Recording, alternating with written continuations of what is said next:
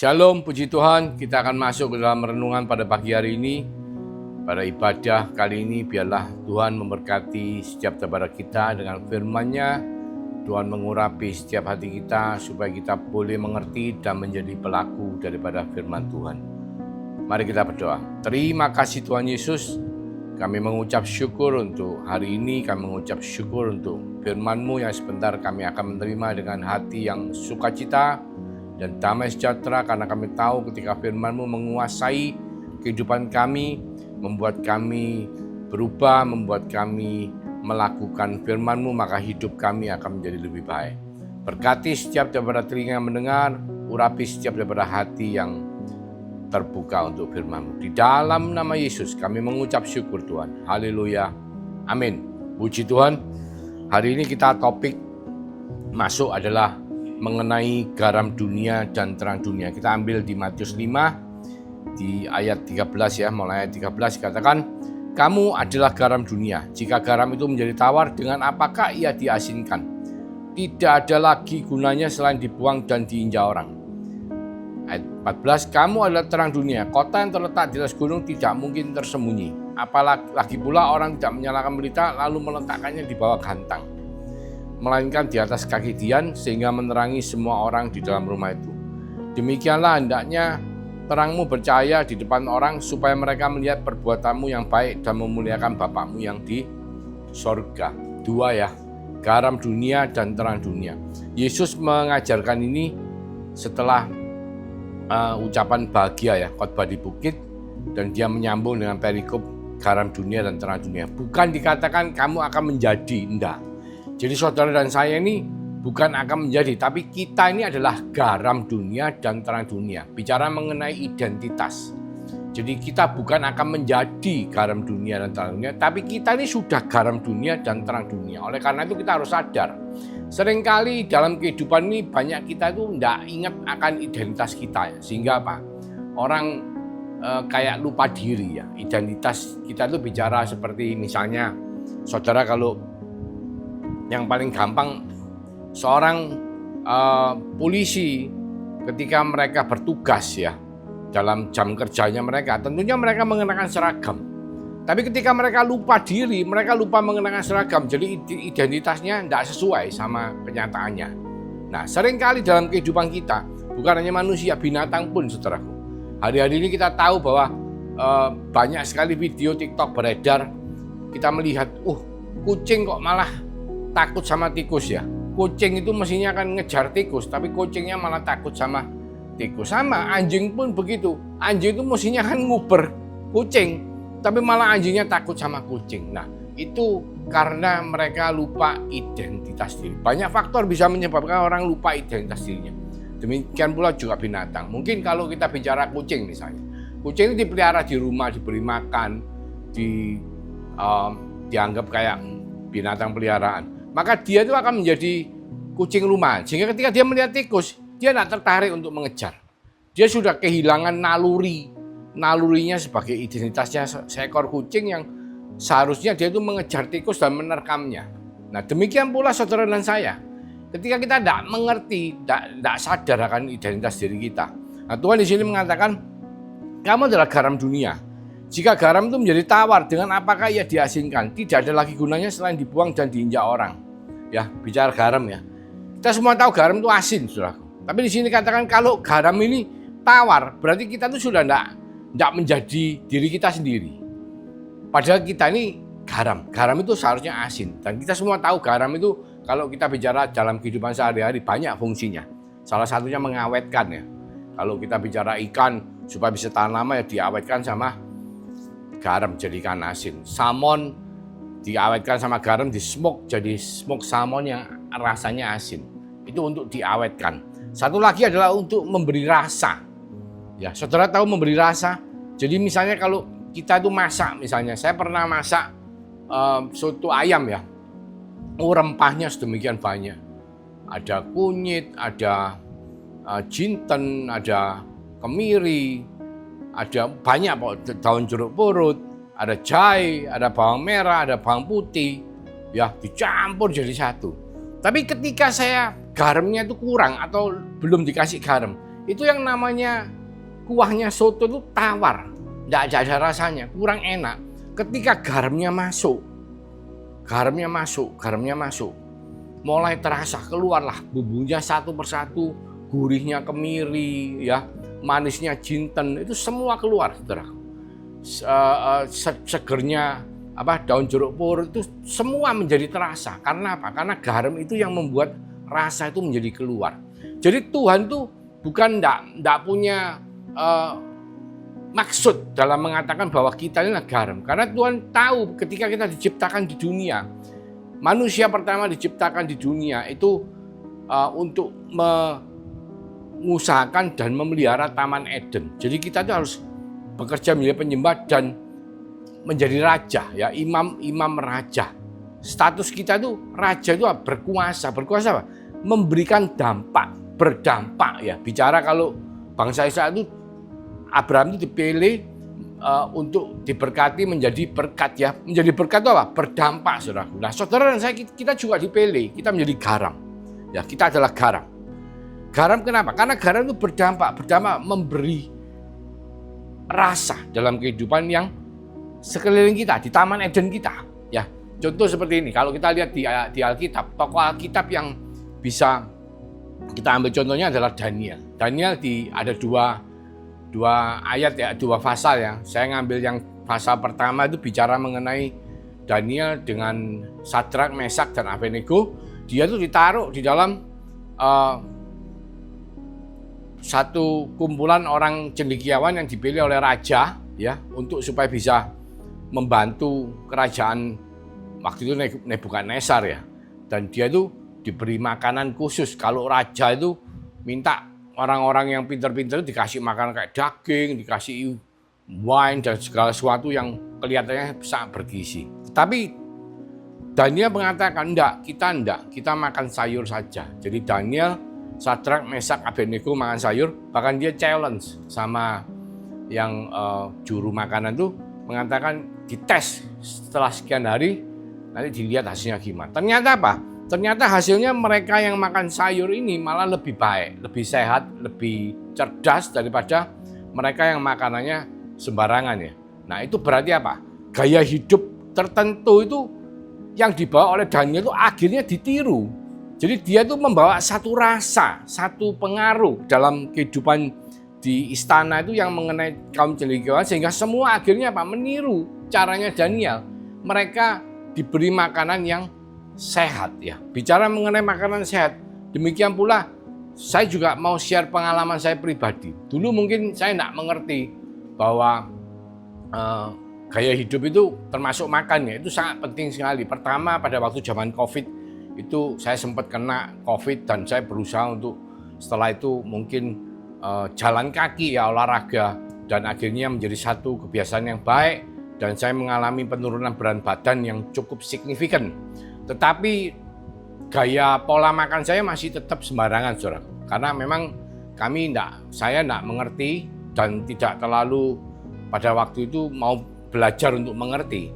Sehingga satu hari saya periksa darah, ternyata apa? Ternyata hasil tesnya itu, waduh, agak sedikit menakutkan, ya, kayak kolesterol 300 lebih, lalu HbA1c, ya, itu indikasi mau diabetes itu ternyata mendekati pre-diabetes, ya. Jadi itu agak bahaya. Karena apa? Karena kalau sudah diabetes itu nanti banyak kendala, saudaraku. Nah, di situ saya sudah mulai mikir, meskipun saya olahraga, saya jalan waktu itu, jalan cukup banyak, ya. Hitung-hitungan langkah itu lebih dari 18.000 langkah setiap hari. Bahkan meningkat sampai level cukup tinggi, tapi ya 18.000 ke atas tuh semestinya sudah sangat oke untuk sebuah aktivitas kehidupan yang sehat lah. Tetapi tetap ternyata asupan makanan saya itu tidak benar. Sehingga menyebabkan hasil tes darahnya itu ya seperti itu, jelek. Tensi 165.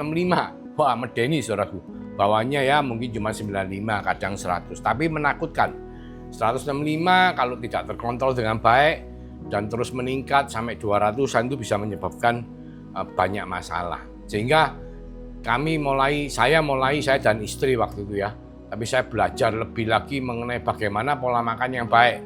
Misalnya, contoh mungkin paling simpel sendiri adalah bagaimana supaya asupan makanan kita ini tidak membuat insulin kita ini melonjak terlalu drastis. Karena kalau lonjakan insulinnya drastis, itu menyebabkan insulin resistensi dan efeknya menyebabkan kita menjadi cenderung untuk bisa ke arah diabetes. Nah, saya belajar dikatakan di situ, pertama urutan makan itu harus makan sayuran atau fiber dulu ya. Setelah fiber sayuran baru lemak atau protein, dan setelah itu baru karbo. Sehingga apa? Yang menyebabkan insulin naik tinggi itu adalah karbo. Jadi kalau kita bisa menghindari karbo atau makanan olahan ya, karbo makanan olahan itu bicara roti. Roti itu kan dari tepung. Tepung kan diolah dari karbo, itu makanan olahan. Nasi karbo, gula karbo. Ketika kita bisa menghindari karbo, maka insulin kita akan cenderung tidak terlalu naik turun, sehingga menyebabkan kita pada umumnya general health kita menjadi baik. Dan puji Tuhan, setelah saya mengerti itu dan saya menjalani itu, semua menjadi sangat baik. Kolesterol semua normal, padahal saya makan cukup banyak, dan protein saya makan juga sangat banyak ya. Telur dan putih telur. Bahkan pernah satu masa selama berbulan-bulan saya makan telur tiap hari 6-8 butir dengan kuningnya, saudaraku. Tapi tidak mengalami masalah kolesterol. Karena apa? Karena semua kolesterol dipakai dalam pola hidup gaya hidup, karena saya berolahraga ya. Dan cara hidup seperti ini saya tidak diam saja, saya tularkan.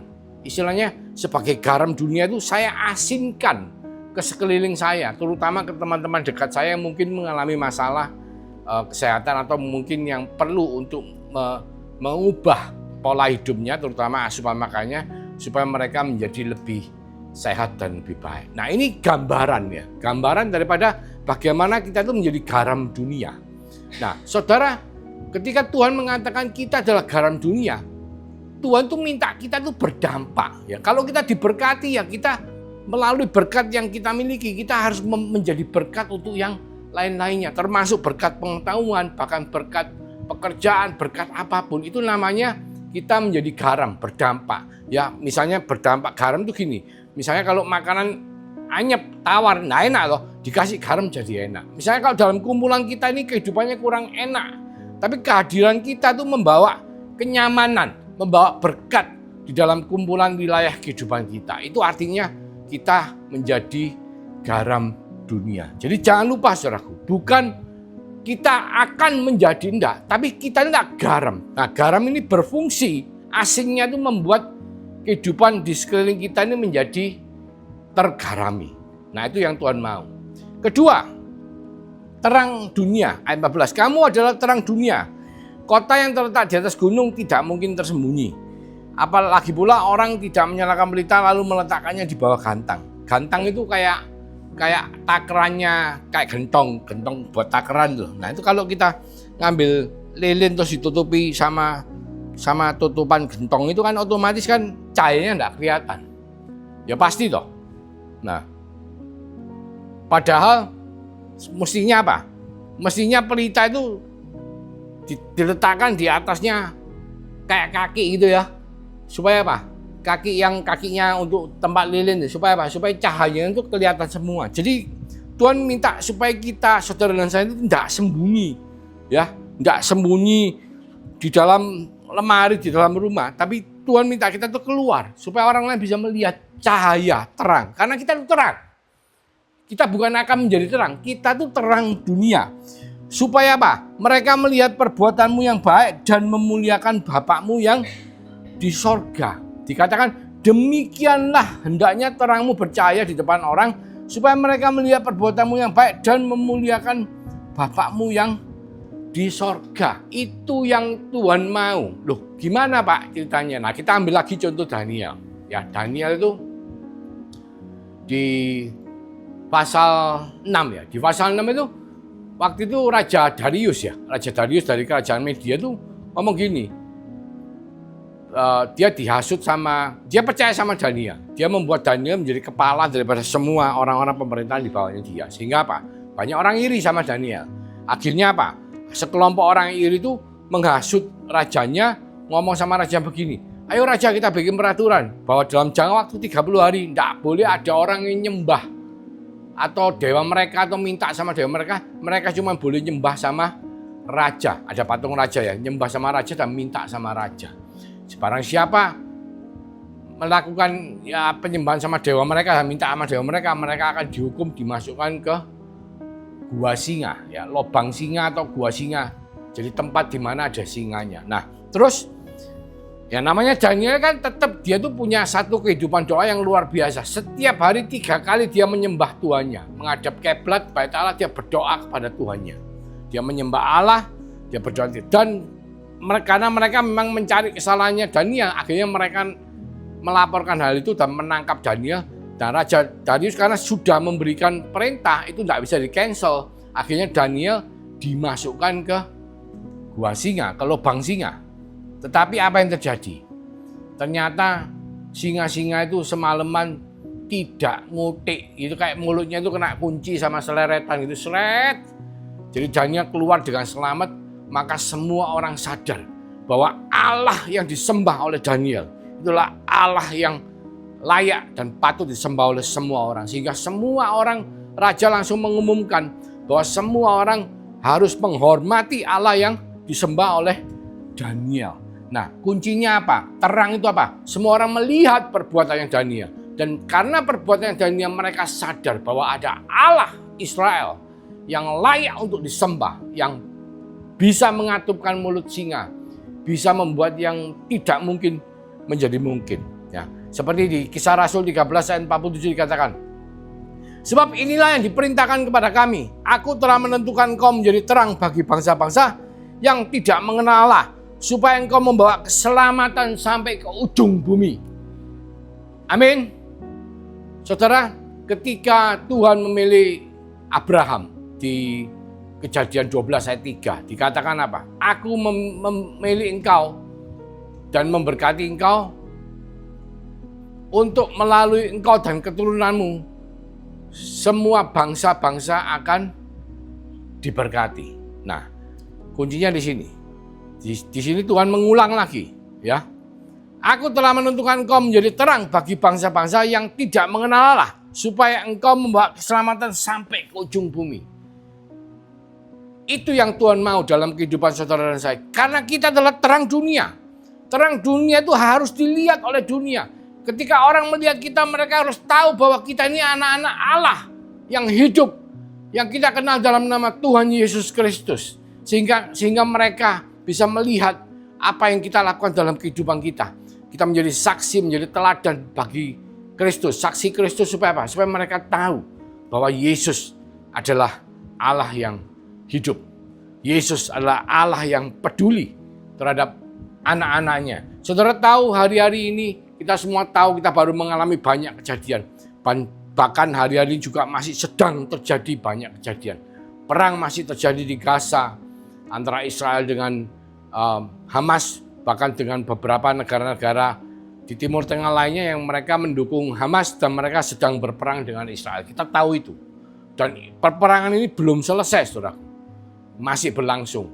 Bahkan semua khawatir akan berlanjut terus sampai ke arah Perang Dunia Ketiga. Ketika penanganannya tidak baik, ini semua bisa mengarah ke situ. Gempa bumi, kita semua tahu gempa bumi, topan, angin topan di mana-mana. Bencana alam terjadi, bahkan minggu lalu baru ada gempa bumi.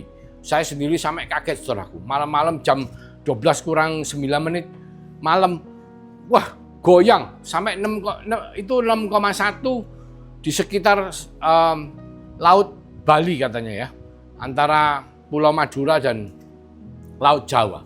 Dan itu getarannya itu sampai lampu gantung di rumah saya itu goyang wak gini. Ini bukan cuma sekali 2 kali, kita semua tahu.